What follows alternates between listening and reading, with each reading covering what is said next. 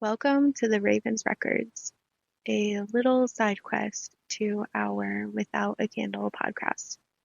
I'm Karlie, your host, here to help you dig just a little deeper into the mysteries of mythology, magic, and personal transformation. So whether you're walking the wheel or just figuring out your own path, you're in the right place. Let's open the records together. We've journeyed into the well of sacrifice. We've wept golden tears in a realm of wanting, and we've sat in a cold hall of endings. Now we arrive at a crossroads. Or really, we meet a pair. Two faces of power that are so often confused, mixed up, or placed against each other as if they are enemies. This is a side quest into seeing clearly, into the full range of a force, meeting the two great goddesses of the Norse hearth and heart, Frigg and Freya. At first glance, they might seem similar, both powerful, both magical, both important. But to feel their difference is to understand two complete and completely different ways of moving through the world.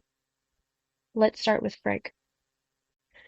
Wife of Odin, queen of Asgard, mother of Balder the Beloved, her name is related to beloved itself. Her domain is Fenslir, the Fen Halls or the Sea Halls, a place of weaving, of knowing, of deep waters that are calm and contained, not wild. Frigg is a sovereign of the known world. She sits in her hall, spinning clouds or fate. She knows the future, and she knows her son Balder will die. But she doesn't scream or rage where everyone can see it.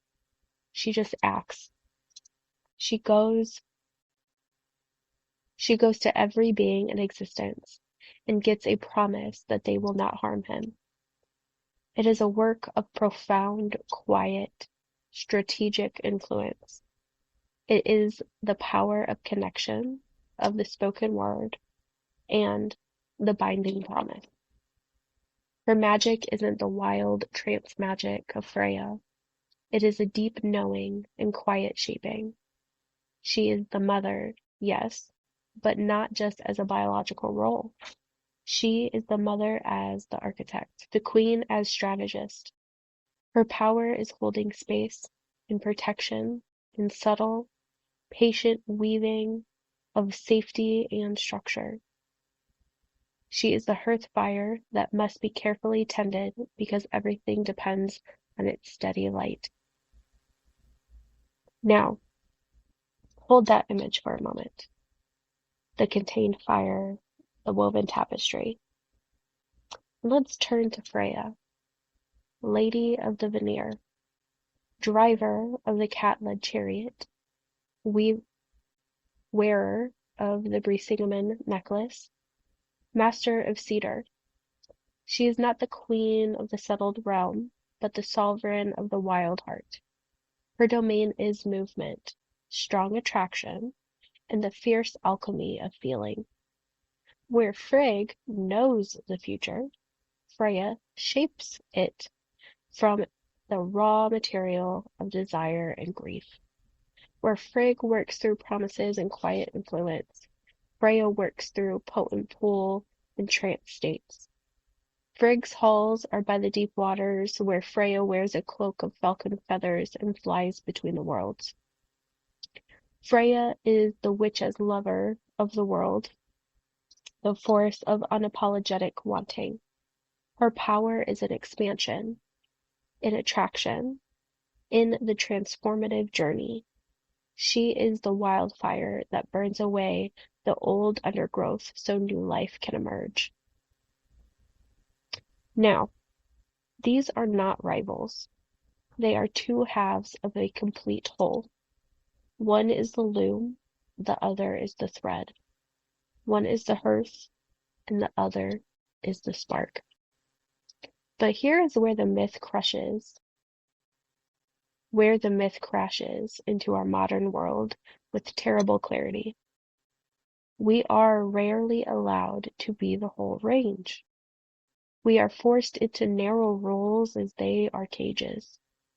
We are forced into a Frigg role alone, the nurturer who must always be calm, strategic, selfless, holding everyone's chaos while silencing her own wild heart.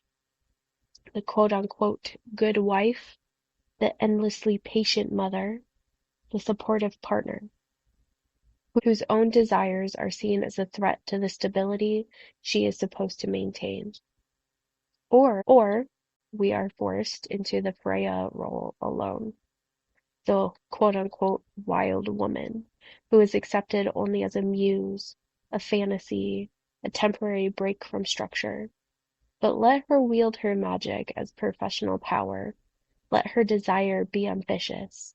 Let her grief be loud, and she is quickly labeled as hysterical, too much, or unstable.